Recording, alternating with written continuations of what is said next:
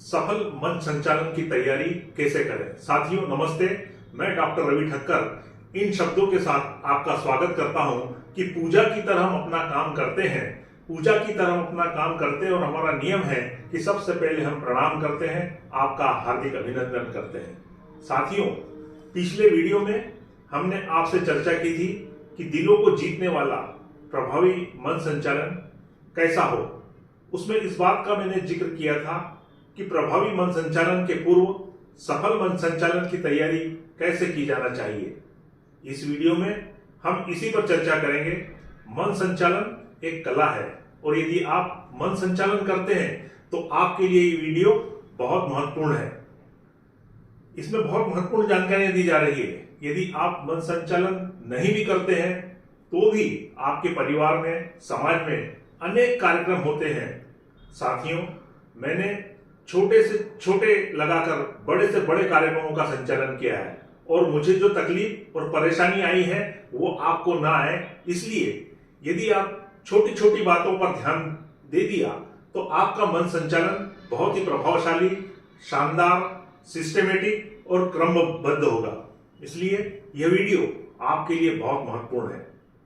मन संचालन साहित्यिक, सामाजिक, धार्मिक और राजनीतिक के साथ साथ खेल, गीत संगीत, महिला संगीत, तिलक समारोह, सगाई समारोह एवं शादी समारोह, इस प्रकार अनेक प्रकार के कार्यक्रम होते हैं।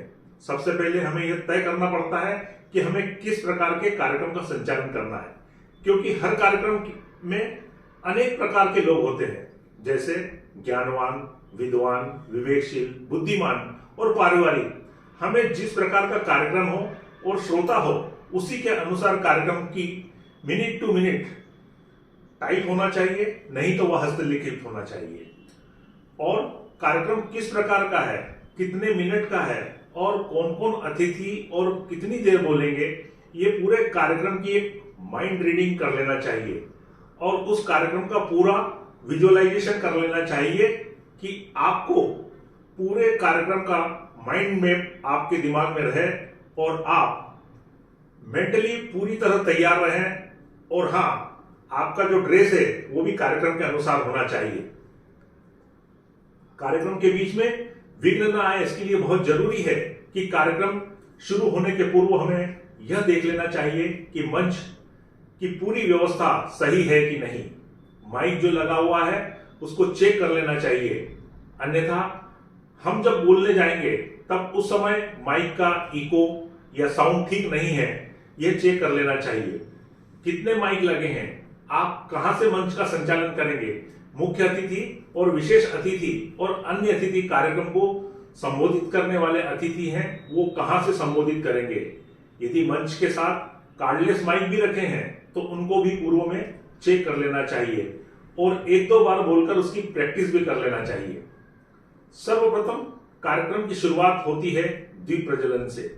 दीप प्रज्वलन में हमें यह देख लेना चाहिए कि जो दीप समाई रखी है उसमें तेल है कि नहीं, दीप बाती, मोमबत्ती और माचिस रखी हुई है नहीं। कभी कभी कोई चीज की कमी के कारण एक गैप आ जाता है और मन संचालन का यह दायित्व है कि वह इन सब चीजों को पूर्व में ही देख ले।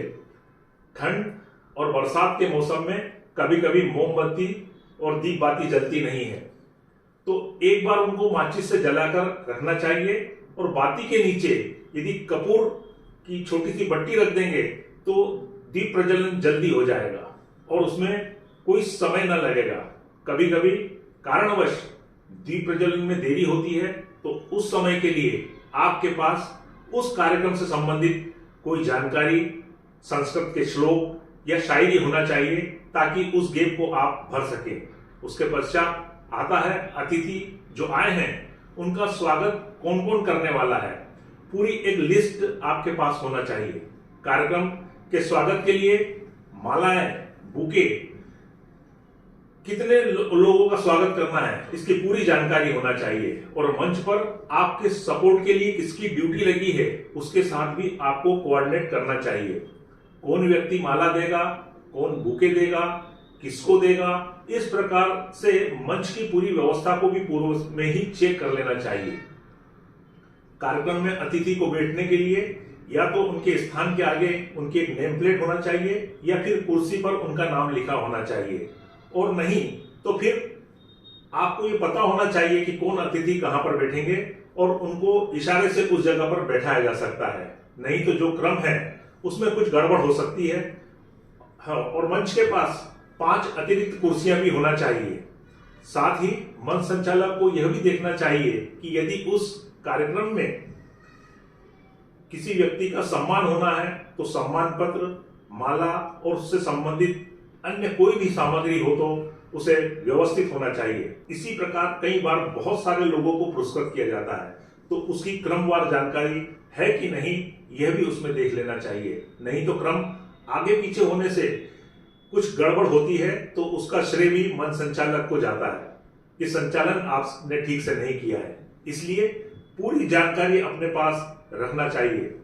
कार्यक्रम के अंत में अतिथियों को प्रतीक चिन्ह भेंट किए जाते हैं, वो भी अतिथियों के अनुसार क्रमवार है या नहीं यह कार्यक्रम के पूर्व हमें देख लेना चाहिए। कार्यक्रम की पूरी एक चेकलिस्ट आपके पास होना चाहिए। कार्यक्रम समयानुसार प्रारंभ हो ये जरूरी है, परंतु कई बार श्रोता और अतिथि के देरी के आने की वजह से कार्यक्रम में देरी होती है। ऐसे समय में आपके पास उस कार्यक्रम से संबंधित जितनी भी जानकारी हो वह बीच बीच में आपके द्वारा बोलते रहना चाहिए, और कार्यक्रम में किसी भी प्रकार का गैप नहीं आना चाहिए। यह मंच संचालन का दायित्व रहता है। कार्यक्रम में कभी कभी क्या होता है कि मुख्य अतिथि विशेष अतिथि को बुलाते हैं परंतु वे समय पर नहीं आ पाते हैं। फिर हम कार्यक्रम को शुरू कर देते हैं और जो अतिथि हैं वो बीच में कार्यक्रम में आते हैं, तो उनका हमें ध्यान रखना चाहिए और उनको आमंत्रित करना चाहिए। मंच के अतिरिक्त श्रोताओं में भी कुछ दर्शक और कुछ श्रोता विशेष गणमान्य नागरिक और बुद्धिजीवी होते हैं एवं अन्य व्यक्ति बैठे होते हैं। उनको समय अनुसार उनका नाम उनके सम्मान के साथ उनकी उपस्थिति को दर्ज करते रहना चाहिए।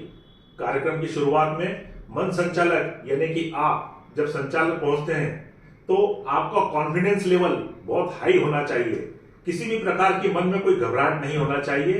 पूरे कार्यक्रम की रूपरेखा मुख्य बातों को बोल्ड अक्षरों में लिखकर रखना चाहिए, ताकि यदि हम कहीं बोलने में अटकते हैं तो हमारा जो लिखा हुआ है उस पर हमारा ध्यान चला जाएगा, तो हमें ध्यान होगा कि हमें किस प्रकार के कार्यक्रम का संचालन करना है।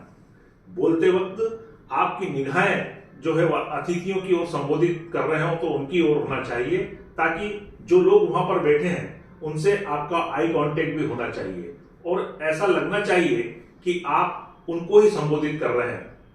इस तरह देख करके बोलना चाहिए। यदि कार्यक्रम में स्वल्पाहार या भोजन की व्यवस्था है तो उसकी भी जानकारी लेते रहना चाहिए।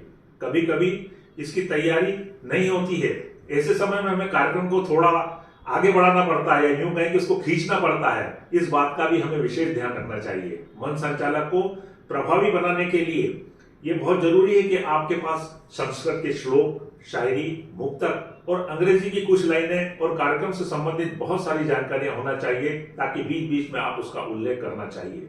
यदि इस प्रकार आप संचालन करेंगे तो ये संचालन प्रभावी होगा और सभी कहेंगे कि मजा आ गया है। आपको संचालन की अग्रिम शुभकामनाओं के साथ आपसे इन शब्दों से विदा लेता हूं कि मिलना, बिछड़ना और फिर मिलना चलता रहता है। जिंदगी का यूं ही सफर चलता रहता है। अगर करना हो सफल संचालन तो थोड़ी तैयारी, थोड़ा लिखना और थोड़ा पढ़ना पड़ता है। बहुत बहुत धन्यवाद।